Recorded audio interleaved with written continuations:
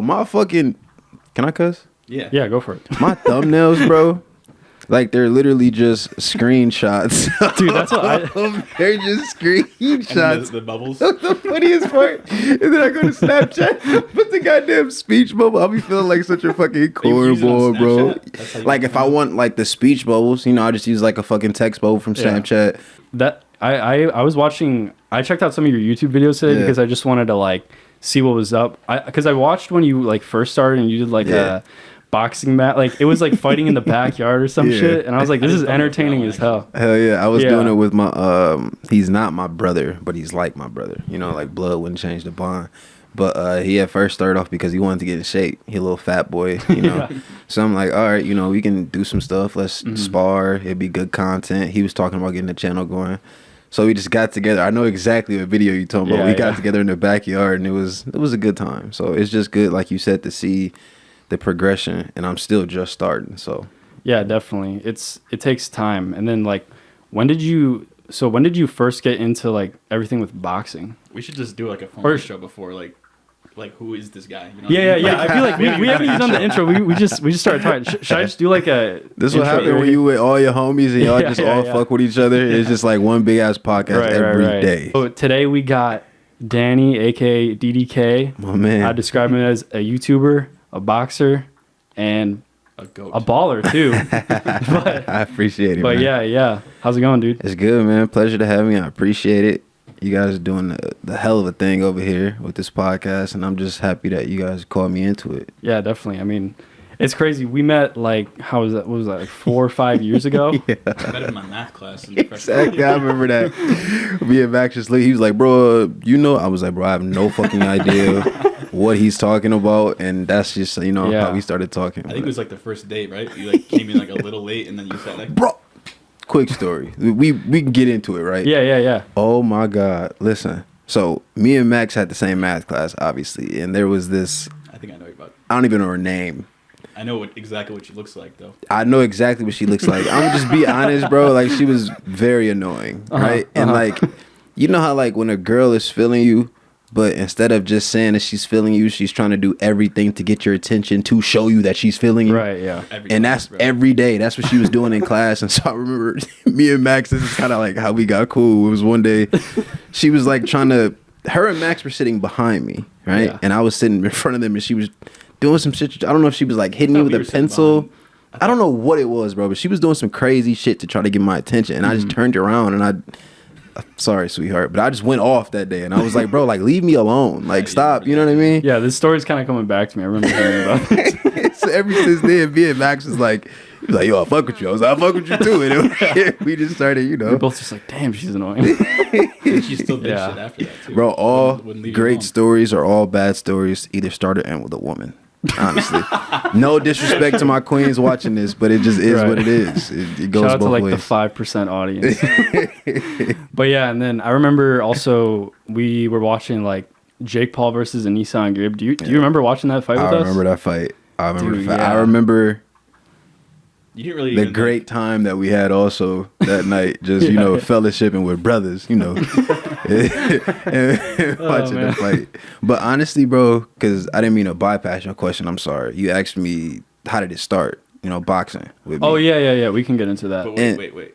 What's up? You didn't really like follow boxing like that until I'm gonna be honest, bro. Or at least influencer. Influencer, yes. Yeah, influencer boxing. More traditional. It was more exactly. Like, I was out and watch the fight. Hell yeah. I was way more into traditional boxing. Like I was the type of guy where like bro, my grandma watches boxing, my grandpa watches boxing. So like we'll just sit down and just like watch boxing all night. That's awesome. So then when the influencer scene came, I started to pay a little more attention to them. What is this, March 7th today? March 8th? Yeah, March 8th. Yeah. March 8th, bro. I think a week, 2 weeks from now marks a year when I walked into the boxing gym for the first time. Wow. Damn. Like I still have like the receipts from my gym and everything, you know, when you pay for the membership. And I was just looking at it the other day, and like in 2 weeks it'll be a year. So that's how it's. Yeah. Huh? You still got the receipt? Yeah, I still got the receipts. I might make like a little vlog out of it, put it in a vlog, but I used to work at a foundry. So I used to work at a foundry when I was at UWM. So like I would stay in the dorms. Days I didn't have to work, I go to class. What's a foundry? A foundry is a place where they like make metal. So pretty much like I don't know, anything metal. Think of something metal. Ours was I think it's called a sand. Either it's like die casting and like sand casting or something like that. Pretty much think of like the shape of what the metal object is first starts off in sand. They heat it up so it gets rock hard, and then it goes like that. They pour the metal like that. So I was in there while I was in UWM, and small world, bro. But I'm talking to a girl there, and she's saying how she likes boxing. I like boxing, so we start talking. She's like, "Yo, if you want to box, this is the gym I go to. Come to this gym, yada yada yada." Yeah. Come to find out, she's like, the number one boxer in there, that's his girlfriend. Wait, God damn. Yeah. She's the number one boxer? No. The number one boxer at the gym, that's his girlfriend. So when I walk in and everybody's like, how'd you find and I'm telling this story and everybody like, whoa, what? And I'm like, nah. So it was all so cool. Now, he one of my closest friends, but that's how it started. Just walking into the boxing gym a year ago, so and here we go. He wasn't, it was crazy because like, the ego of man, bro, he didn't give a fuck. Yeah. It was just all the other guys like, what, you, hold on. Can you tell a story again? And when he found out, he was just like, bro, it's all love. Like, he's here, So. Wait, so then story. What boxing gym do you go to? Like, is it, like, where's it located at? It's called, it's out in, quiet as kept. He's not really into, like, this scene and all. He's not really, like, with the social media and the influencer shit. But my coach is 60 plus years old, like he's a Mexican, like he comes from like a different like school, you know what I mean? He's like a legit old school, box probably too. What? Absolutely, no, absolutely, absolutely, bro. Like but back to what we was talking. Have you seen him box at all? Hell yeah, my coach trains. As he's training us, he trains with us. So like if we hit in the bag, he hit in the bag. That's dope. If we shadow boxing, he shadow boxing. And just think of like a 60 plus year old man and he's out there moving better than some of the 22, 23 year olds. The shit is scary, honestly. Yeah. But that's the number one thing that he was trying to push towards me is like it's a liability issue and that shit ain't real boxing. That was just the biggest things he kept saying. But it is what it is. Yeah, I just think it's crazy because it's like, in my opinion, influencer boxing is just like a different phrase for like being a good marketer as a fighter. Exactly. Because it's like, I think some of the old heads are kind of not giving it enough credit for like giving more attention to boxing itself, because it's like boxing was kind of dying for a little bit. Like once Floyd was kind of ending with his career, like obviously there's Canelo and like all these other people, but the influencer stuff has definitely like increased the popularity. To me, the influencer boxing scene, kind of like you just touched on, has changed the boxing game forever. Because before this, it was you had to either be a big touted amateur, right, or you had to be connected to a big time pro to then get your name out there. You take these small steps, but now you start a YouTube channel, you start talking about some interesting shit, all of a sudden in 3-4 months you got damn near 10,000 subscribers and people are watching your videos, and it's like a whole different lane. So I just feel like, just like anything with older people or the older generation, if it's something that is combating to what they're used to or something that they don't understand, they just tend to just shut it down. But it's crazy, man, because any kid that's out there that's under the age, in my opinion, anybody that's 25 and under, bro, and you want to get into this lane, the upside is crazy. Most people in your gym are probably feeling the same way, right? Honestly, because again, I come from a traditional gym, so they really don't give a fuck. Like they don't care. They're probably just more about the art of fighting. Exactly. Like I asked them, like, yo, like, can we get some shit where we train together? Oh yeah, for sure. They don't give a fuck if I record it. But I've tried to talk to some of these guys, like, yo, I know you're trying to do this amateur thing. You got like 4 fights, bro. You start a YouTube channel. You start, maybe you can get, And for them, it's kind of like, it's the same thought that my coach has. Like, that's influencer boxing, bro. I'm trying to do actual, Yeah. So I mean, it's a catch-22 to everything. But like I said before, for all of us, all 3 of us, we all got dreams that we trying to chase in this media and boxing, and time is of the essence. One of my biggest things in life that I don't want to happen to me is to get like 40 years old and I'm like, damn, bro, I could have. Or, you could have done more. I feel like that right now. But like it's always. But that's coming from. How old are you, Max? 23. That's 23. No, seriously, you 23. You just made a bunch of middle-aged people so pissed, dude. But you 23, so it's like You 23 and you still got time to actually capitalize on the things that you feel like you haven't yet. Imagine somebody that's 40, 50 years old. You know what I'm saying? And that's no disrespect, because you should always chase your dreams. But it's like, I feel like people misunderstand the value of youth. You understand what I'm saying? Like, so many things can be put into motion or solidified. You know, everybody that I talk to from our generation has this mindset of like, oh, you know, I can always make money, or oh, you know, I have my whole life. I'm a party, get fucked up now, and then later on, it's like, what? To me, it's like, I want to put like the hard. Opposite. You know It's what like I'm the saying? opposite. To me, I want to front load my life, do the hard work now. So even shit, when I'm 35, 40, like I'm chilling. Like all of the hard work is already done. So that's how I see it. Yeah, I want that.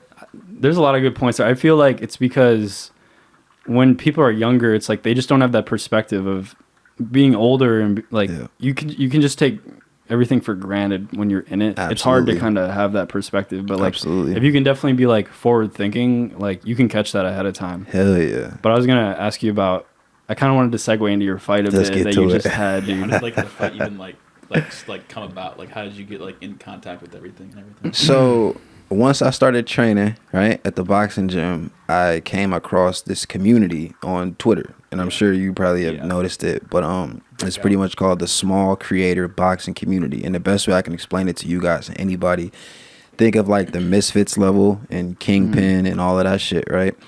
But then you have the guys that are beneath that level trying to get to that level, right? Yeah. You know what I mean? So you got the guys like myself who work a 9 to 5, the YouTube channel isn't yet monetized, but you're trying to, you know, make certain strides. So the event that I fought on is called Breakout. Shout out to the Breakout guys. And pretty much it's an event put together by guys who are all around our age, 20, 21, 22, 23, shining light and giving a chance to those smaller creators. You know, even the guys that are at the next level. I don't know if you guys have heard of Wade, Mams Taylor, guys of that nature. They know about Breakout. Oh, really? Yeah, like the guys who... They're probably keeping an eye on people like you, because it's an easier way to recruit. Absolutely. Talent, like bro, the guys who are in charge of Breakout, like guys like Pat, guys like Lesra, they have been in talks with Mams. Like Mams know who these guys are. So exactly what you just said, like Mams is like that Misfits guy, right? Yeah. So like exactly what you just said, like the guys at the next level or the next level in general, shit, like they know what Breakout is, and that's why. Awesome. That's why like I really knew that I could not fuck this up and miss this event like I did the last one, you know? Yeah. So that's all. But the fight was crazy, man. Yeah, what was the guy's name? I'm blanking on his name. I feel Intrepid. Intrepid. Wait, okay, yeah. So how did they like just mash you up randomly with this? All right, so what happened was, apparently, remember I just talked about how I missed the first event in November, right? So I came back with this one, and I was supposed to originally fight this guy named Ezaa. Now, I know all of these names are new to you. He kind of gonna know because he with me on Twitter, so he sees it. So just for the community, Ezaa is another fighter. You know, he's a heavyweight. He's a big dude on Breakout, right? Yeah, he won. Yeah. Big upset. Shout out Ezaa.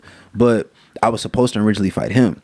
Yeah. Now, there's this most big-time clouded guy who's probably the most known guy in the community. His name is Lesra Gomez, right? Lesra Gomez. And Lesra, it was either an option between Lesra versus Ezaa or me versus Ezaa. Now, keep in mind, nobody knew me in the community. This was just 2.5 months ago. Just like show you how crazy shit can happen, like how crazy life is. So how much training did you have before the fight? I've been training since March. Okay, but how many? When was the fight announced? The fight was announced, I think, a month out from the actual fight date. So the fight date was February 24th. I'm pretty sure the fight got announced like late January. So you had like a month to prepare. Exactly. But my situation, I wasn't really tripping over the month because, like I said before, I've been training at my gym since March. Sure. You know what I'm saying? If you stay ready, you don't got to get ready. Exactly. For me, it was kind of just like find out, is he left-handed, right-handed? All right, cool. And we can just go from there. But what I was saying was it was either supposed to be Lesra versus Ezaa or Ezaa versus me. Now, keep in mind, nobody knew me at all in the community. So they put up a poll. Do you guys want this fight or you guys want this fight? And the whole community is like, who the fuck is DDK? Like, get the fuck out of here, man. Like, it was Lesra versus Ezaa, right? And then that's what left the opening for DDK versus Intrepid. Okay. And that's how that fight came about. Got it. But the whole experience, it was because that was my first time taking a trip by myself. That was my first flight. Like the experience, dude. The face to face was so entertaining too. Straight up, like I watched the whole thing. How did you did you just like prepare for all that? Like you knew what you were gonna do when you walked in, or did you honestly, bro, like, and I'm being as honest as possible. Like I'm not trying to sound fucked up or whatever. I'm very good at like reading people, and it's not nothing like crazy. Like no, it's not like that. Like sitting in front of another man or seeing how another man moves and like, okay, your makeup is this, you're that. So the whole beef, quote unquote, between me and Intrepid started when they were trying to put the fight together. Remember I said it was going to be Lesnar versus Ezaa or Ezaa versus DDK. And everybody was like, man, get the fuck out of here. Who is DDK? Yada, yada, yada. The breakout people, the team, started to push Intrepid to talk shit online to get people interested in DDK versus Intrepid, to kind of give the fight some type of hype, so it's just not like, so what the fuck is this? Talk shit to you. Exactly. He was not ready for that. So what happened? He was not ready for that, dude. I was watching that, and like there was this moment where I felt like he just like choked, like he just didn't know what to say. Like you backed him in a corner verbally, and he was just like, I don't know. It started 2.5 months ago, right? Yeah. And when they were pushing him 2.5 months ago to start talking trash to me, we hopped into Twitter. I'll never forget. And you probably heard the story multiple times, but the truth can be changed. So we're in the space, and he's in the space with Twitter Space is like the audio thing, right? Yeah, Twitter Space is like the audio. We all guys all hop into space and talk, right? Yeah. So he's in a space and with like another like breakout like representative, right? And so I could tell that like the breakout representative was probably DMing him because the guy was like, talking like you can always tell when somebody is saying something that somebody else told them to say, right? The timing of what he was saying, how he was saying it, all of that. It wasn't natural enough the way he was saying it. You know what I'm saying? It just sounded like scripted. Look, so I hop into space, and I'm a listener, right? So I don't know if you guys know anything about Twitter Spaces, but it's a delay if you're a listener and not a speaker. It's like a 10-second delay. Okay. So I get in, and he's like, the representative is like, hey, Intrepid, you see DDK just joined the space. So Intrepid, I've never talked to this man. I don't know him. First time talking to him at all. Is there video on this shit, or is it just audio? Audio. It's just audio. Okay. You can see each other's profile pics, but it's just audio. So first time ever saying something to me, he goes, "Oh yeah, DDK, you a bitch, you a bitch," and that like. I'm like, what the fuck? Like I'm on my phone. Did you know that they pushed him to talk shit yet? Me, no. I'm putting two and two together because like I can see the representative, I see him. That's crazy. And I'm DMing some of the guys. They're like, "What about this guy? What about the Yeah. So he's like, "DDK, you a bitch, you a bitch." Da da da. So finally they accept me and they bring me up as a speaker. So I'm talking to him. I'm like, "Hey, yo, my man, like, who are you? Like, where are you? Like." First of all, my first question, I was like, how old are you? Because a lot of times on Twitter, guys get to talking crazy to people and you don't realize you're talking to a 13-year-old kid. So it's like, that's right. a good point. You know what I mean? Yeah. So I'm like, how old are you? He's like, I'm 21, 22. I'm like, where are you from? He like, oh, I'm from the Windy City, Chicago, baby. Keep in mind, he does not know where I'm from. Yeah. Message to everybody watching, be careful how you talk online because you never know, right? You never know who you're talking to. So he's like, yeah, baby, I'm from the Windy City. I'm from Chicago, da-da-da. He telling me, like, excuse my language. He like, suck my dick, da-da-da. Now, the way I was brought up and raised by my pops, it's just certain things that you don't say to another man. Joking around or not, trolling or not. It's just a respect factor. Right. So from that point, I'm like, okay, you're in Chicago, right? Yeah, I'm from Milwaukee. Crickets. And I told him, I'm like, man, fuck a fight. I could be over there tonight. I'm dead ass. Bro, check my Twitter. I'm like, bro, fuck a fight, bro. Like, because I made a video on this and posted it on Twitter. I'm like, bro, fuck a fight. If you telling me I'm a bitch, you saying suck my dick and all this shit, I can be to you in 45 minutes and we can spar. And it just got quiet. And that's where me and his whole thing, that's how it started. Immediately in his head. Yeah, for sure. And it's crazy. Most people don't know this. This shit is crazy. When we were in Boston at the event, we had the face-to-face that you guys saw, right? Yeah. After the face-to-face was filmed, he was so, in my opinion, scared and nervous because it's different, bro. Like when you talking shit online behind the screen, and then you see somebody in person. Right. It's kind of like... And he got bodied in the face-to-face. You know what I'm saying? Exactly. So after I swear on everything I love, after the face-to-face, we're all sitting around at the house just chilling. I'm editing vlogs. Guys are, we're all content creators. We working. Yeah. He comes up to me. Sits, no cameras, no nothing. Sits down next to me. Hey, man, are you editing a vlog right now? How's it going? What's that like? Come on. So I'm like, yeah, man, I'm just editing this vlog. Like, oh, dude, I've never lied to you, bro. I'm dead serious. Hey, can you get together and show me sometime? How do you? So I'm just like, yeah, after the fight. And he's like, yeah, in my opinion, he was just so nervous that he was kind of like trying to gauge and test, smoke off him. Exactly, and kind of see where it was. That's but wild.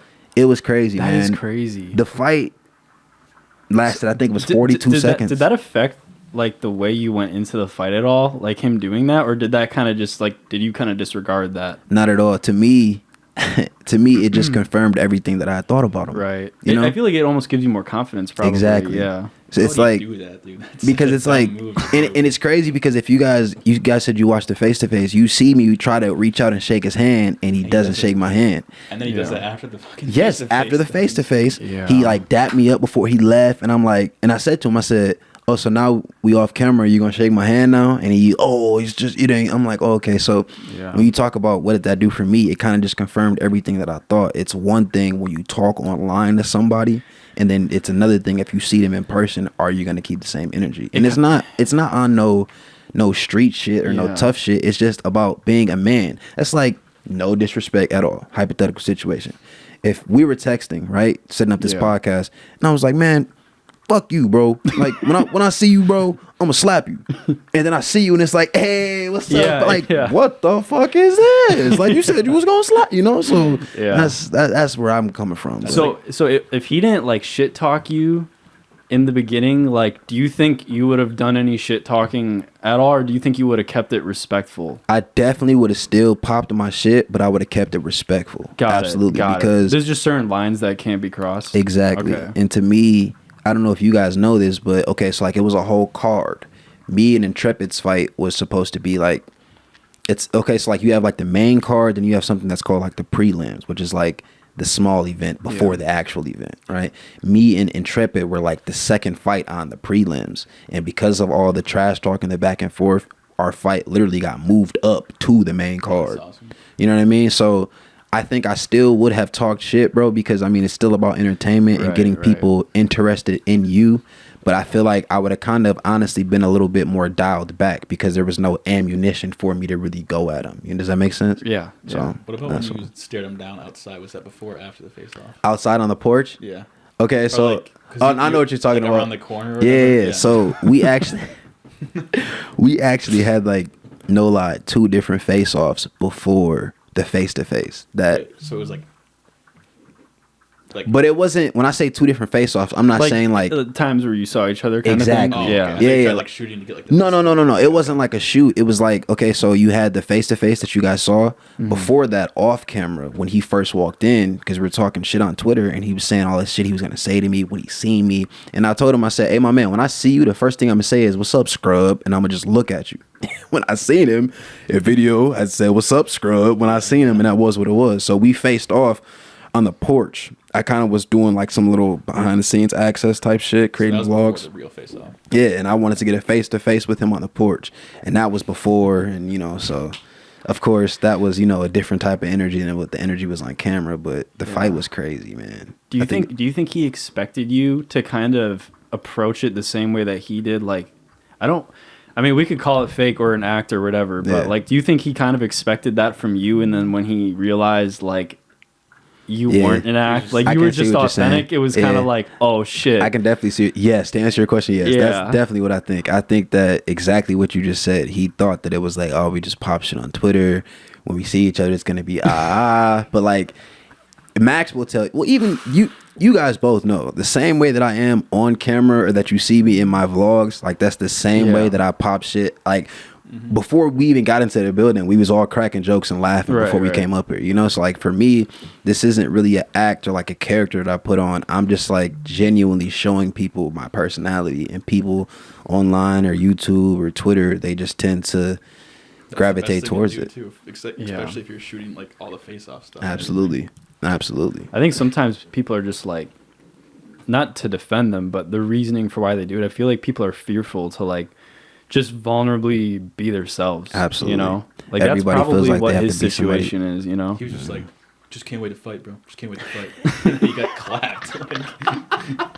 It's like Everybody. Yeah, so right. in the fight, were you just kind of messing with him? Because Did you like know he was gonna be asked? that's just Okay, so Or I'm was he gonna asked? I don't even know if he was actually asked. I'm gonna be honest with you guys.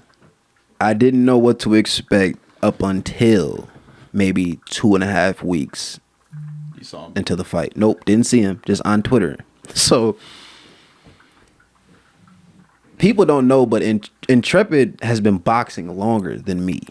I just told you guys. Wasn't it 3 years? He said something like that. Yeah, see, you with me. He's been boxing for I just told you guys, I just started creeping up on a year ago. He's been boxing for 3 or 4 years, ever since he was in high school. Now, granted, he said that, he hadn't been training, formally, but, getting together with guys at the park, doing work like that. Boxing is boxing to me. Yeah. So I had no idea what to expect. Like, I'm training like a madman. Like, I don't know who the fuck this guy is. Like, he's saying pretty much he's my height. He's 245 pounds. So I'm expecting like He's big. You know what I mean? I expected something. Man, 2.5 weeks from the fight, we talking on Twitter Spaces. He slips up and says, I've been training super hard, da-da-da-da. So somebody asks him, like, yo, like, what type of training? Talk to me about your training, right? And he's like, I'm going crazy on cardio, da-da-da. So they're like, yeah, what cardio? He says, keep in mind, this guy is 5'10", 245 pounds. 5'10", 245 pounds. So he says, yeah, man, like the other day in the gym when I was training, I start off every time, I run 3 miles. And the other day I did 3 miles in 15 minutes. Okay, bro. And then, but you know how, like, listen to me. You know how, like, when somebody says something and they try to, like, speed past what they said and go to the next thing? It's I cannot make this up. Yeah, man, I did 3 miles in 15 minutes. And then just last week, I did 6 miles in 30 minutes. So I said, timeout, player. Flag on the play. Nobody else said anything because nobody else caught it. Yeah, so I'm I like, haven't caught it yet. I'm like, bro, you said you ran 3 miles in 15 minutes? Think about the pace of that, Max. I don't even know how long it might. So look, check this out. I'm in pretty good shape, right? I'm about 6'1", 6 feet tall. I'm 200 and when I got on the scale, 13 pounds for the fight. To run 1 mile, like, bro, I just went to the gym with my girl last night. 1 mile, bro, just on like a jogging pace. I ran it in probably like 7.5, 8 minutes, right? Just chilling. 1 mile. Yeah. So if somebody tells you, again, this is a 5'10", 245 pound male. Okay, If they tell you 3 miles of max, that's a 5-minute mile. If anybody does not believe what I'm saying, like, that's nuts. if you guys were to pull out, I challenge either one of you right now. If you were to pull out your phone and look up the Olympic time that mile runners run, it's like 5 minutes or like it's a like little a little over under 5 5 and stuff. So when he said that, I'm like, okay. So it just put into my mind, and like, that's how you know he never does cardio. Exactly. Because he doesn't know, like, Bingo. cardio stats. Bingo. You know what I'm saying? So, like, when I heard that, I was like, oh, yeah. Okay. And I was already kind of like, it's going to sound bad, but, like, I was kind of like relaxed. Like, it kind of like let me know who I was dealing with. So when we got into the fight, I'm looking at him. You know how you do the face off with the ref before the fight starts? Yeah. And I can tell, just being honest, I could tell that he was like nervous, right? Just looking at him. I mean, body language tells you everything about a person. Right. So when we came out and, I had my hands down because it was like, number one, I wanted to be entertaining. And number two, I just knew that just off his first punch, like it was just, it was levels to it. It's levels to boxing. And even the ref after the fight, he come up to me, hey, good job, man. Yeah, I knew after the first punch he threw. I'm serious. This is the guy talking to me because he was pretty much telling me why he stopped the fight. And he's like, after he threw his first punch like this, I knew that it was When he took over. the first hit too, he was like, Absolutely, you know what I mean? So like, man. and that was the fastest, most people don't know, but that was the fastest stoppage in breakout history. I think it was like 42 seconds. Yeah, I remember I was watching it live or whatever. I think I didn't catch it live, but I like scrolled back. Yeah. And I was like, all right, I'm ready for this fight. And then like I was watching it, but I couldn't watch the audio. And I was like, is it over? It's over. That's what because I rewatched it. I was like, what is going on? Hell yeah. It was quick, man. It was quick because it's like, So the ref stopped it. He didn't want to stop. yep. So, well, I don't know about he didn't want to stop. So after I Well, it's hit just him, like the skill gap is just exactly. And that's what the ref was saying. Yeah. But I Well, feel like at that point, if I was him and like the ref was like, nah, I'd be like, no, fuck that. Nah, I'm going to go. yeah. on. But he Yeah, didn't. and that's what I thought. But when I was in the ring watching what I was watching, after he got hit, he kind of like turned his back and put his hands up like this, like I'm cool. And then the ref came. The ref gave him. I'm serious. I'm not even trying to be funny. The ref gave him a couple of seconds, and he looked at him, and he's kind of just like this. And the ref was like, "All right, bro. Like that's it. It's just." But I mean, when I think back about it, because a lot of the guys who were on the event were telling me like, "Man, DDK, like I would have been pissed. Like you fly out here, everybody, we're spending money, but for 42 seconds, and for me, it's kind of like you got a dub still." So it's like a fight. Also, like the people who saw the face-off or like the face-to-face, they'll know like, oh wow, so this guy like he can talk like this. Exactly. Like you have the gift of speaking, and then also like you back it up with your skills, so it could lead into like the next thing. Exactly. So. Go ahead. You good? Go ahead. Are you gonna fight on another breakout boxing, or do you have? That's the plan, bro. Okay. Now, if something comes up and I have like another opportunity where Misfits, shout out Misfits, wants to have your boy on, that's different, and that I will indulge with that. But I definitely do plan on fighting on the next breakout event if they have me. But is there anyone you have in mind? Anybody that I want to fight? Or are you keeping it nameless? I mean, no. We could talk about it. I honestly feel like I can clean the whole heavyweight division. Like, it doesn't matter to me. Like, who's in the heavyweight division? You got guys like, other than me, obviously, you have Intrepid, the Lesnar guy that I was talking about. He's a heavyweight. Ezaa, the guy that I was supposed to fight, he's a heavyweight. Though, right? Ezaa? Yeah. I ain't really got no real friends in this, bro. Like, I mean, and that's no disrespect to these guys. Like, they're really cool guys, and I fuck with them. But to say you're my friend, I mean, but like, you guys were cool with each other at the event, right? I mean, I'm cool with everybody. I'm always be respectful, okay, right. But it ain't. It's always smoke. Like I'm always with it, bro. You don't know who you're gonna fight. You know what I'm saying? It's like how close can you get to them? And now that we speaking on it, Ezaa and Intrepid it was butt buddies, bro. Little buddies there at the event. Now, just for context, when we first got there, I got there on a Wednesday night, right? Thursday morning, all of the fighters were supposed to meet at the boxing gym to spar together. Now, I'm not saying if me and you have a fight, right? Obviously, we're not going to spar the night before. But we all get together. You don't spar your opponent, but spar different guys. Stay loose, get good content, whatever. Ezaa and Intrepid decided that they wanted to go sightseeing the city. I'm serious. That they wanted to go get breakfast together at the hotel lobby, and that they wanted to play, I cannot make this up, little skits with each other, acting like they were kidnapping each other and stuffing people in the trunk just for content. I think I've heard of that game before. That's crazy. So I wanted to fight Ezaa. I wanted the Ezaa fight before Ezaa versus Lesnar got made. So, obviously, when you in the house, guys are trying to size you up, make sure, hey, man, I really appreciate it, bro. You're a cool guy. I wish you, bro, I ain't trying to hear none of that shit. Voice is just too good. I ain't trying to hear none of that shit. Like, I will really clean a division from top to bottom. Like, it makes no difference to me at all. Like, I'm very... So you could probably clear out everyone at breakout boxing in the heavyweight. I feel like absolutely. What is the heavyweight range again? Like, what is the pound? So for breakout specifically, anything over 200 pounds is a heavyweight. It's heavyweight. Okay, got it. But for actual professional boxing, they have implemented a new division, I think. And now it depends on which sanctioning body you fall under, if I'm speaking correctly. But they introduced a new division called the Bridgerweight division. So the biggest problem, the biggest problem is guys like myself, right? So like when I first got the breakout, people could not believe that I was 213 pounds. They was making me like lift up my shirt. They're like, dude, where? Like there's no way you're 213. So the Bridgerweight division is a division that goes from like, I think it's like 195, 200 to like, I think it's like 225, 230. So it's like right before heavyweight. Exactly. Whole point. Heavyweight?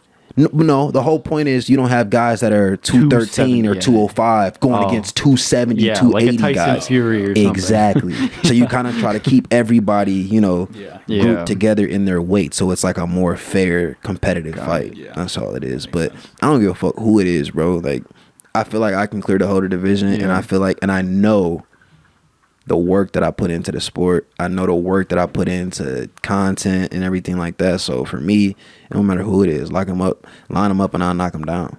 It is what it is. But I definitely want Ezaa ass for sure. That's the fight that I want next. No doubt. What? That's the fight that I want. So Ezaa, when you see this, oh, sorry. no, you good. Go ahead. Go ahead. You're about to say something. Ezaa, when you see this, let's make the fight happen, big dog. But go ahead. But you were supposed to fight him first. Yes, I was supposed to fight him first. And again, all of these guys, just to put it in perspective for y'all, because people like calling me a bully, and all of these guys, all of these guys have been fighting longer than me. Yeah. I just want to put that out there. Intrepid, 3 to 4 years. Ezaa, most people don't know, he's a 2-year amateur. Okay? 2-year amateur. He been boxing for like years. He claimed, I took a break. And motherfucker ain't take no goddamn break. You been boxing for your whole goddamn life. Right? Mm-hmm. And now you come into this scene, the small creator scene, because I don't know if you thought it would be easier or you didn't take things serious. But I don't know, man. I just like to always shine light on that, because to me, boxing is nothing to play with. Right? Like, you hit home runs. Like, we hit human beings in this sport that I'm in. So it's like, people either in my community, small creator community, they either like to hide their experience, right? Or they like to lie about their experience. The context behind each one is, you lie about it, you make yourself sound bigger than what you are. You try to hide it, you're low-key an amateur boxer, but because you didn't want to go the professional route, you think you'll have a better chance picking on guys who just started. You know what I'm saying? So it's always a thing that I like to stamp when I talk, because it's like, man, like, no, I've been boxing for a little under a year. I'm in the gym week in and week out, and I take it very serious compared to somebody that's been doing this shit for 3 years, and they go to the gym once or twice and they eat Twinkies every fucking day. You know what I'm saying? So, so that's all. That's just what I feel about it. And then, so have you been sparring people? Yeah, I actually spar a lot, bro. Really? I spar a lot. Yeah. You don't gotta get into all the specific details if you don't want, but how has some of the sparring been going? Like, have you been fighting like some people that are like pretty have you had fucking tough or? Like, absolutely. So like, have you gotten knocked out or knocked? No, I've never I've never gotten knocked out or knocked down. No, I've never touched the canvas, but it's a great question, because I feel like people have to understand, when you see me perform at a certain level, or when you see me perform at the level that I performed at the other week, that's because I'm pushing myself and sparring guys who are way better than me. Right. So at my gym, it's traditional boxing gym. So like, it's a bunch of amateurs in there. So week in and week out, I'm sparring with amateurs. And personally, I feel like the difference between me and, you know, my opponent in the last event is not only how I'm sparring, but the amount of rounds that I'm sparring. Just to put it in perspective, bro, like when I show up to the gym, first of all, we got a 3-round warm up, right? So for 3 rounds, you're just warming up, whether it be shadow boxing for 3 rounds, or you're jumping rope for 3 rounds, but 3 rounds to get the body moving, right? And then from that, we have a grueling training session, which is about 2 hours. After the 2-hour training session, we then spar rounds. And when I say rounds, the most I've ever sparred, bro, is probably like, I think one Saturday morning we put in like 17 or 18 rounds, just going back to back to back. So to bring it full circle to your question, I'm sparring guys that are better than me. I'm sparring guys that are on a higher level than me, and I'm sparring them for like rounds and rounds and rounds. So then you take that work and come over here to Boston, Massachusetts, where I only have to fight 3 rounds against somebody who's clearly not taking it as serious as they say they are, you know? So that's just... Yeah. So you're not fighting the same way you thought. Absolutely not. Compared to sparring. Absolutely not. Sparring is... My sparring, bro, it's way, way different. It's way different. The intensity level is different. The technical aspect is different. Everything is just a lot more intensified. Like my coach, the number one thing that he always tells me is, we train the way that we train, so when you perform, it's like, it's a piece of cake. Yeah. Right. Your fight night, the fight should never be harder than your training. Your training should put you in a certain mindset and a certain physical aspect to where now it's just time to go out there, do what we had to do, you know, just have fun. Honestly, like everything I'm hearing, I'm like, you're dedicated, you know, like bro. I don't have to ask you if you like believe in, you know, everything that you're trying to do, but like where does that come from? Like, have you always been someone who's like been motivated in that way, or like, what is that driving factor for you? Honestly, yes, I have been somebody that was always motivated or confident. It's just about what avenue or what arena, so to speak, am I in, right? So to be honest, where I can attribute it to, I honestly would give it to my mom.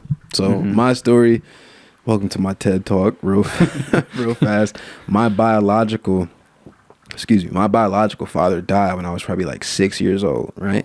And he had a tumor too close to his heart, so he passed away. So since then, my mother has been a single mother, right? Yeah. Now, my grandfather, after my father passed, my grandfather had a conversation with my mother, and he's like, yo, look, kid is 16 years old. He needs a father figure in his life, right? He needs a man in his life.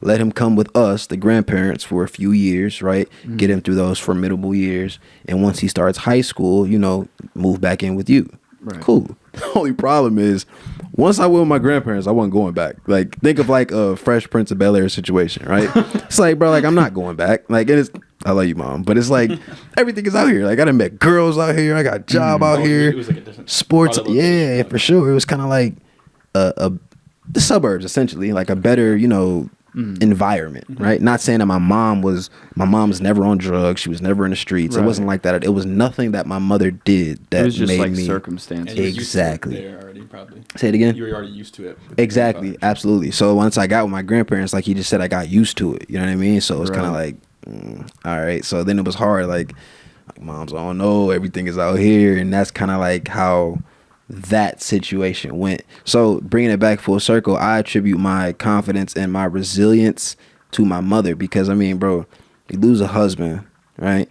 And then essentially you lose your son, right? And you still have to keep going in life, and she still provided for me in every way possible. Put me through school along with her and my grandparents, got me through college. So like, I'm not the most emotional person ever, but like, I just really attribute a lot of my confidence and my makeup to my mother, bro, because she's like the strongest woman that I know, right? So when you hear me get on camera popping shit and I'm just so confident, whatever, I think I relate it to my mother, because that's all my mother did. She's resilient, kept going in life, always found a way. So now when I get on camera, I'm gonna be resilient. I'm gonna always find a way.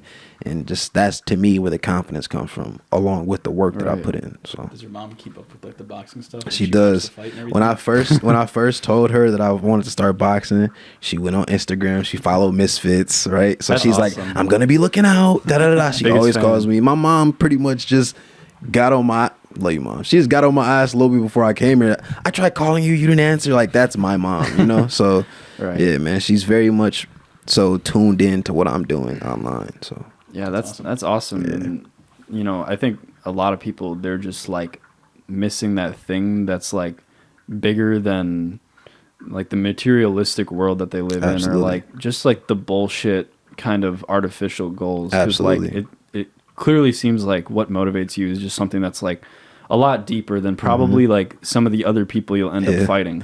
Yeah. You know? And like you kind of like piggybacking off what you said, to me, that gives me a little bit more of a one up on the people that I'm fighting against. You know, it's kind of like, it's different when you have people behind you or you're fighting for something, right?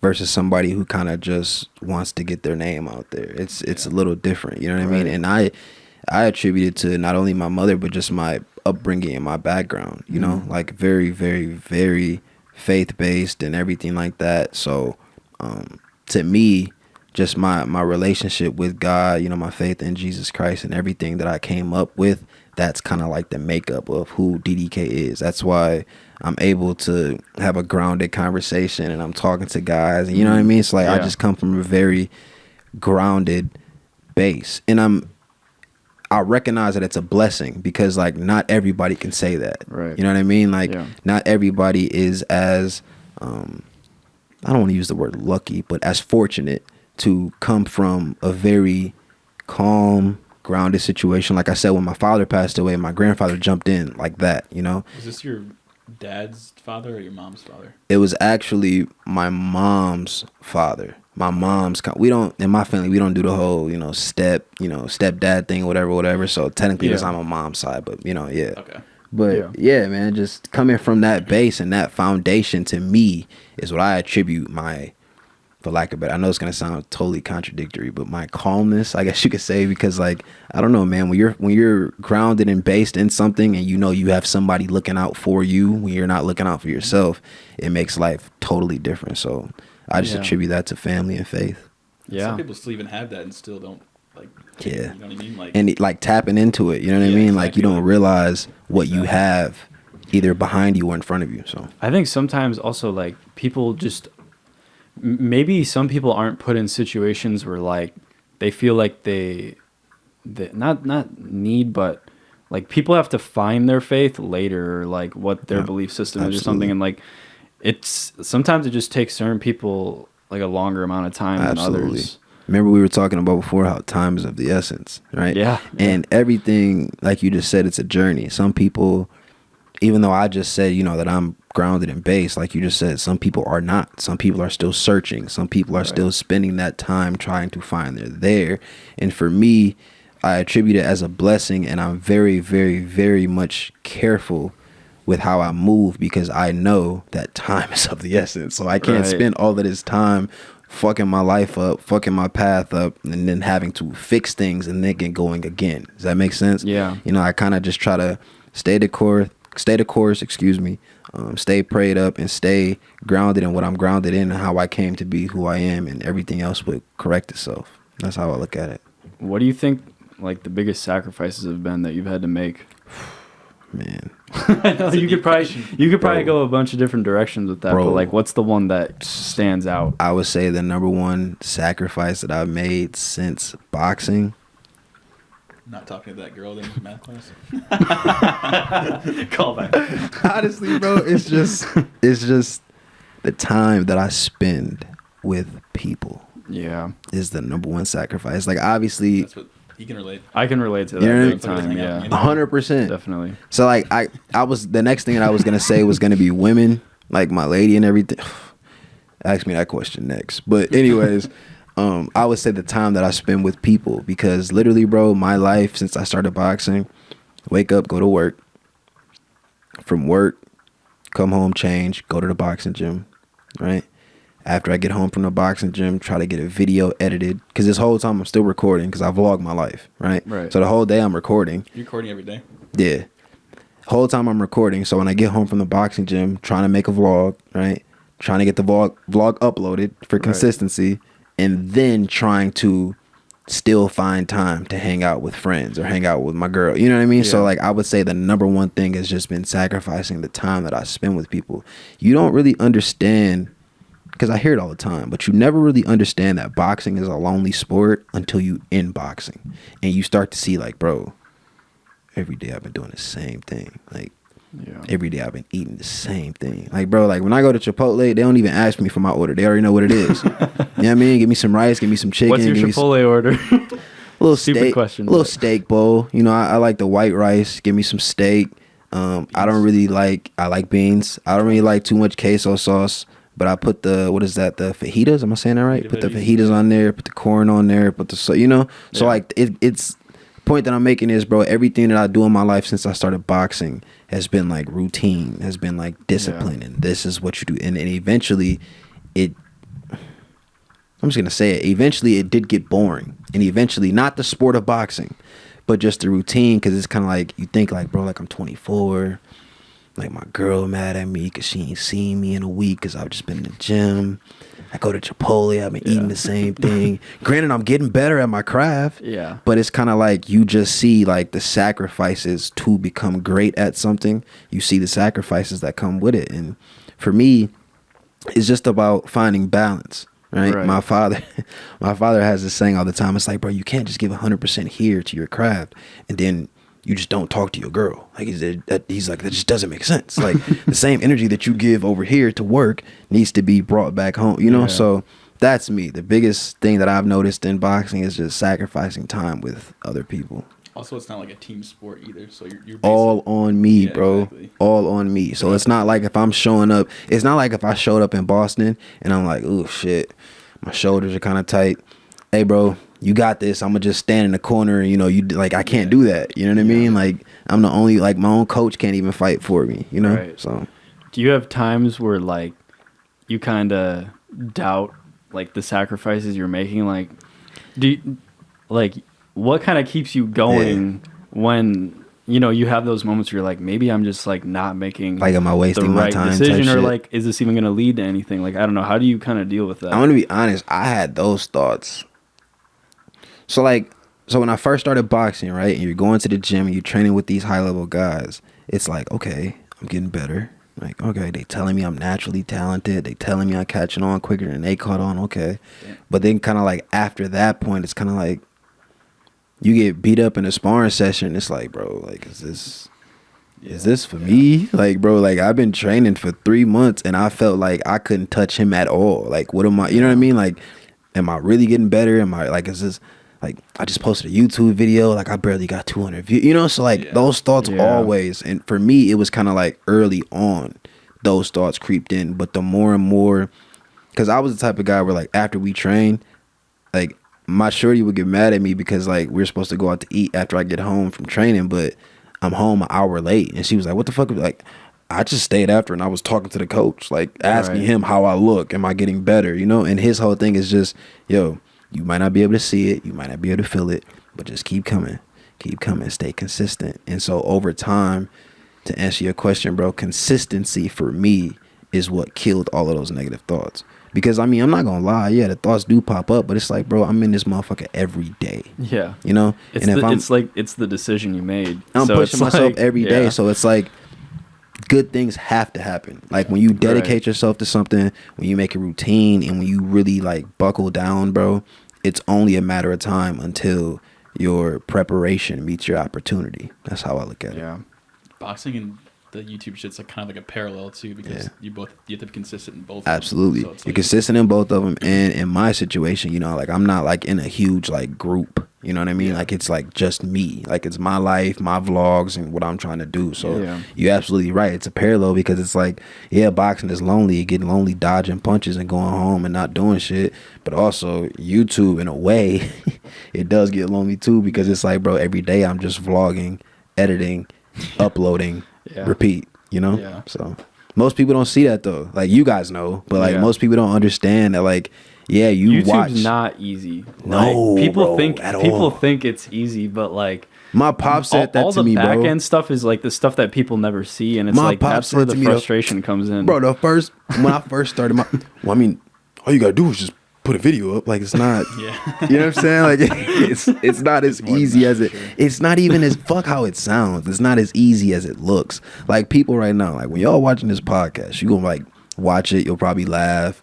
Driving or whatever the fuck you doing. They probably think this would take like 30 minutes to like that, but bro. It's like it's no, hours. Bro. It's like hours. You got the editing. You got the what are people gonna want to hear? Do I sift this out? It's very strategical. You know what I mean? Exactly, bro. It's a very methodical process. It's hard to be original on YouTube too, because people are doing the same shit. It's a very oversaturated environment. You know, it's a very oversaturated field, and like you just said, you have to find a way to separate yourself from other, whether it be creativity or consistency, you know. And that's kind of where I am. I'm trying to like your character too. Exactly. I'm trying to get to a point where, or back to a point where I'm uploading every day, because for me, or any small creator, as you guys will probably know, when you first coming out the gate, it's kind of more so about quantity than quality. I mean, you can spend 2 weeks trying to make a fucking Hollywood film, but if people only see you on their TL once every 2 weeks, they're not as inclined to watch you versus the guy who's dropping 7-minute vlogs every fucking day. Because then they keep seeing it like, I'll watch exactly. So it's eventually gonna, bro. A person literally told me when I first started YouTube, like, bro, you're posting so much. Eventually one day I was like, bro, let me check what this motherfucker doing. He always on my timeline. And then from there they subscribe because they liked it, you know? So it's kind of like, that's kind of how it goes. Like the more and more somebody sees something, the more and more inclined they're going to be to actually tap into it. So and I think you have to kind of create a story for people to even follow. So it's like, if you're not putting stuff out enough, it's like what are you selling to them? Like you got to sell them a reason to pay attention, because if you're not consistent and it's not like enough, then they're like, well, what's the point of even like paying attention to what this guy's doing if he's like inconsistent? Yeah, like, I've definitely struggled with that with like content, but I feel like the past 2 months I'm finally getting into like a groove, because it's like I'm doing once a week podcasts, but then like I post, like I'm trying to post a clip a day. It doesn't happen every day, but so it's like, I'm trying to do that, but that's an exciting feeling, and I'm sure you can speak on it. It's an exciting feeling to feel like you've hit, like, bro, like, okay, I feel like I figured it out. Like, I feel like I know, like, I found a good routine. I found, like, a good, consistent schedule. Like, I'm starting to see, you know, like, as a content creator, it's two feelings for me that don't compare to anything else. Number one, seeing the goddamn when you're about to post your YouTube video, all checks complete, ready to upload. That's the first thing. And then just the click, you're like, see, it's this easy. You just click the button. And then the second feeling is what you're speaking on. That feeling of like, okay, yeah, it's coming together. Like I'm starting to actually dopamine of like getting the views too. Exactly. I hate to, like that, but for me, it's dangerous. Sometimes the dopamine is dangerous because if you see views go up, you're like addicted to it. You kind of if one gets a little bit more views, you kind of want to check it again. Like, for me, it's a few the hours comments later and stuff. When I see I don't give a fuck if you're talking crazy about me or if you're like giving me all good shit, but like. For me, when I see the first comment, when you see like the, because you guys know when you get the YouTube notification on your phone, the comment is like in quotes, I'm like, fuck, like they fuck with it enough to comment, So it's like, it's very, but again, like you said, bro, you have to be careful with it because then your whole life becomes that. Yeah. You know what I mean? Fishing for the views. You don't want to just be fishing. Exactly. And I'm going to be honest. Some of my most viewed, now granted I'm a small creator, so I don't have the millions of views just yet, but some of my most viewed videos on my YouTube channel were videos that I were not trying to make them the most viewed. Like I was just editing. Like, this one got the most views. You know what I mean? Like I just edited it. Like I dropped this motherfucker at midnight. Like I didn't think anybody was gonna see it. Yeah. And it goes crazy. But the views where I'm looking at my analytics like, okay, if I post at this time at 7:00, yeah, you think the time is gonna like boost the views more? I spend like super amount of time editing. Everything is cool. Like this is the most thing that I'm the most proud of. Yeah. I put it up and it doesn't do numbers. It's like So you guys are absolutely right. Just being authentic and just being true to yourself, and people will start to gravitate towards that authenticity. That's how I feel about it. So I have 2 questions. Go ahead. Unless you have a question. No, go for it. Have you considered streaming? And are you gonna start posting TikToks of like your videos or like sparring or anything on? Okay, so the streaming question, bro. Yes, I definitely. First of all, I want to stream. My only problem is setup and equipment. Yeah. Setup, even though I just got a new apartment, it's a small studio, right? So like, okay, I can make it work with the setup. But for me, it's the equipment because the only piece of equipment that I currently have is my MacBook Air. Right. Yeah. So I know like with the processing and the different things, like I know that's a lot of fucking juice going into the air for streaming. Right. Mm-hmm. So that's really all it is. I feel like if I can get the necessary equipment, bro, you'll see me streaming next week. I promise you. You can save up for like a decent PC. So how much are, thank you, Max. How much are PCs, bro? Like ballpark rough. Honestly, like, $1,000 if you're not going to like game on it. If I'm talking talking not gonna game on it. He doesn't need a this one. Look, True. this maybe like 600. This what I'm looking for. This is exactly what I'm looking for. Just no fucking gaming, none of that. It's pretty much just me sitting down talking with people and just like and probably editing, streaming, editing for sure. That's all I want. Just talking about boxing topics, funny topics, whatever the fuck. You can get one for like 500 to 600. Say less. After this pod, we gonna talk, bro. But the second, we'll have a lot more to talk about. You can use your camera as your webcam too. That's what I was thinking. But the second thing you mentioned, the TikTok thing, for sure. Yeah, absolutely. I feel like that's key. Definitely, like TikTok is definitely key. And I actually just shameless plug. I got a vlog dropping tonight when I leave here, so I will be chopping up TikToks and posting them because you're absolutely right. I've kind of just been so much the community, the small creator boxing community that I was talking about earlier. That community is on Twitter, and I feel like I've been so focused in like tunnel vision on like Twitter and YouTube that I've neglected Instagram, TikTok, things of that nature. So, but you're right, because to me, TikTok is the #1 organic way to get views. Mm-hmm. Like I can post for creators. I post a clip of this conversation on TikTok, bro, and by the time I get home, I got 100,000 views. Exactly. Like, what the fuck? Yeah. TikTok, you just get hella views out of nowhere. So you're right. I can definitely use that to kind of direct some of the attention and especially like once you start streaming too, you post your clips on TikTok and then we need to talk about the streaming. I'm serious, bro. I wish we can. We'll definitely talk more about. Please, bro. Also, definitely do like YouTube Shorts too. Definitely, that would be my recommendation for sure because they've been doing pretty well. No, you're right. When I first started my YouTube, I was doing some YouTube Shorts, bro, and it's crazy because in a week, I would get more subscribers and viewers from like 2 YouTube Shorts versus me dropping 4 fucking vlogs. Like it's like, what the fuck? Like, oh, you gotta, so you're right more people though. Are watching shorts than exactly. You're right. Video. Definitely gonna start with it. Yeah. This is what I need, bro. It's something about being around other content creators, Dude, And yeah. it's kind of like straight iron up. sharpens iron. You know, Yeah, like you kind of just yeah. like work off of each other, bro. Like, And this then is dope. you all just you're in that same headspace. You're thinking about stuff, and like You know more what I'm ideas saying? come to Inspires mind. you. And This is everyone why around we us. need to make this It makes it feel more possible, occurring too. sit down. That's Oh, what I'm yeah. telling you. dude, we'll do this every fight that you Bro. fucking Yeah, I do. feel We like can even do it if you I'm don't have a geeked. fight. But yeah, I'm not I'm even geek. watching that many fights, but I feel like I Bro, should start watching. I'm gonna tell you because you guys know, I fuck with you guys. I've been fucking with you guys since college. Except when I Whenever, start making your thumbnails. whenever. he was like, "Fuck this guy." Then No, there was a little time off there. No, Max, my man. he said it's time for boxing now. for the record, Max used to make my thumbnails, and Max hopefully is gonna get back to making a thumb. But we'll talk about that. We'll talk about that. But nah, man, I'm telling you guys right now, like anytime that you guys want to sit down, like please call me Yeah. because like I definitely would love to sit down with you guys. Like it's a I good also vibe. want to be at your next fight. I Straight also Say up. less. I also do, too. We could definitely make it happen. Like, I mean, yeah, that shit would be hype, dude. Like, bro, the environment. Now, don't get me wrong, because then we could be recording shit like about the fight. Trying to You know what I tell you. mean? You could've Putting it vlogged- up, You could have like vlogged some of this. hell yeah. No, it's tough though when you have like you have You know what I'm your own- saying? It's tough. What?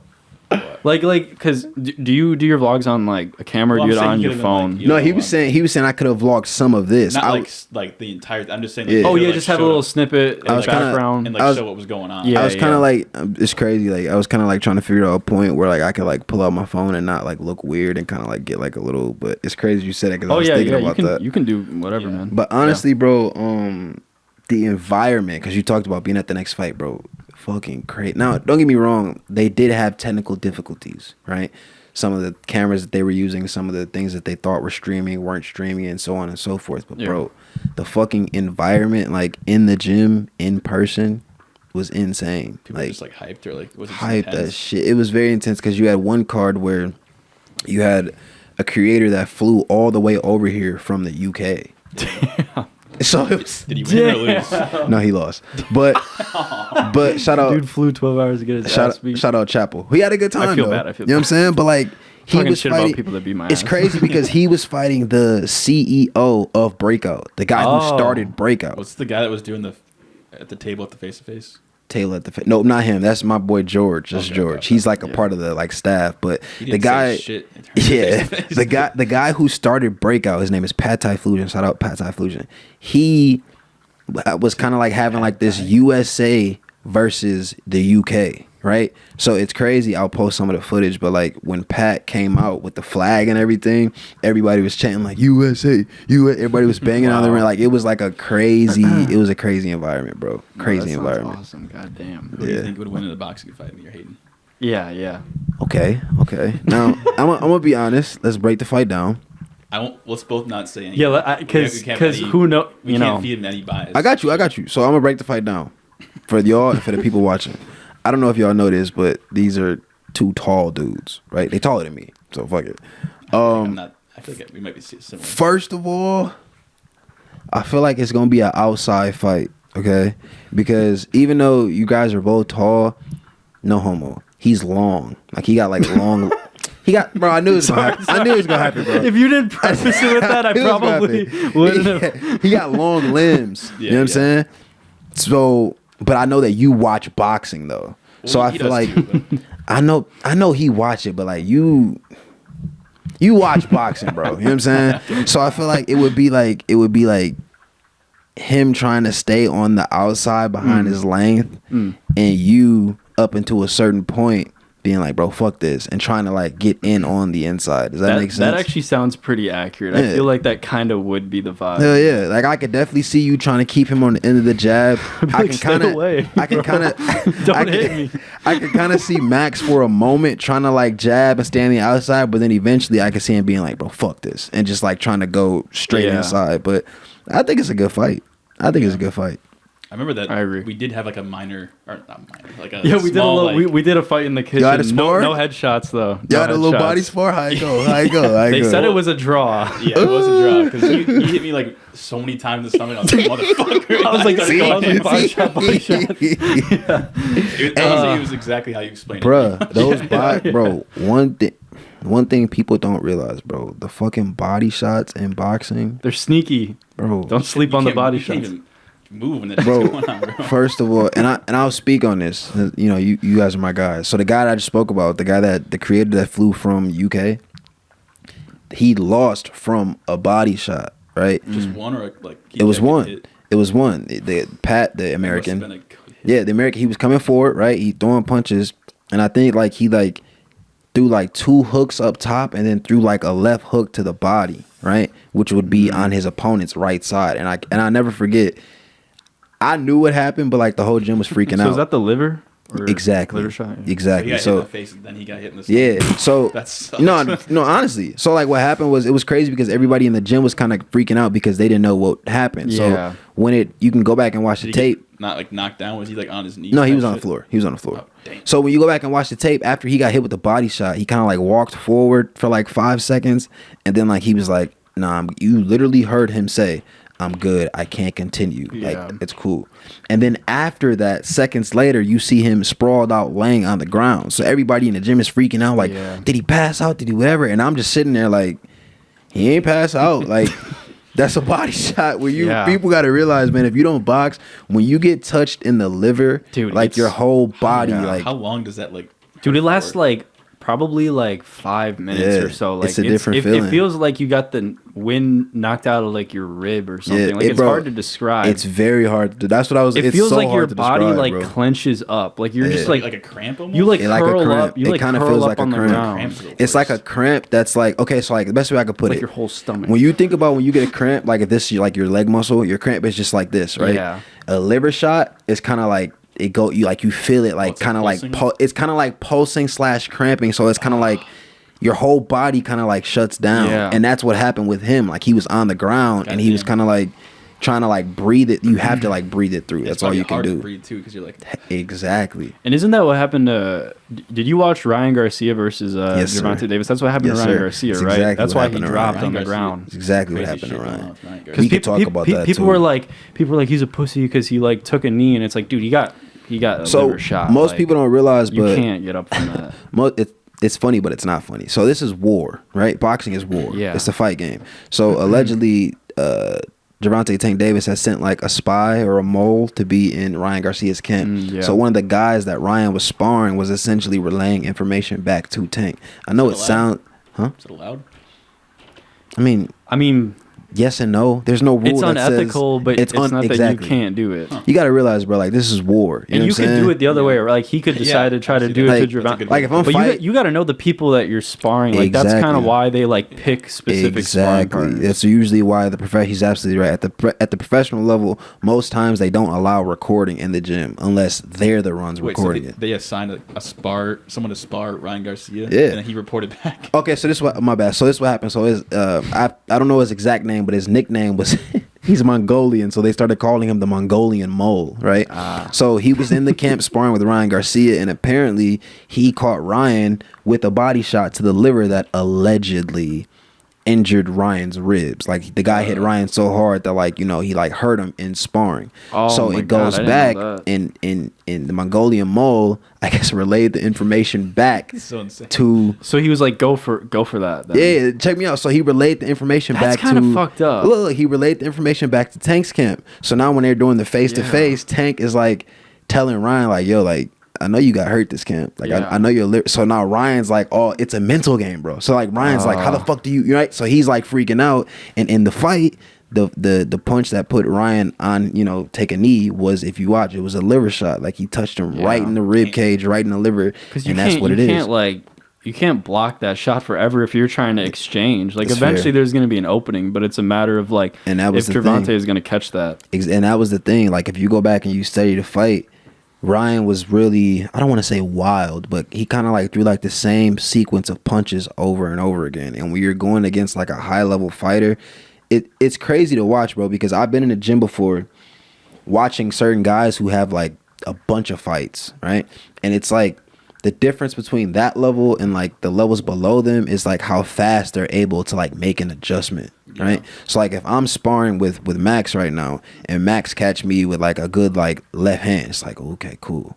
Oh shit, he caught me with another one. Okay, I gotta, You see how long that just took me to. But at the pro level or guys that I've seen, it's kind of like they see Max throw the hook, and Max never gets another chance to throw the hook. You know. Yeah. So when you get to a certain level, it's like high speed chess essentially. It's tough though because like sometimes you don't know like how you're supposed to adjust because like let's say like someone's throwing a left hook like trying to go for a headshot left hook and they keep doing that twice. You're like, I'm gonna adjust and like try to block my face. Then that's when they go for the body because they know you're gonna adjust to the head because they're setting it up from the get go, and that's why it's like chess, and that's why it's like it's hard to predict what's gonna happen. Like, that's what makes boxing so fucking exciting because, like you just said, anything can happen. I don't give a fuck how much you train.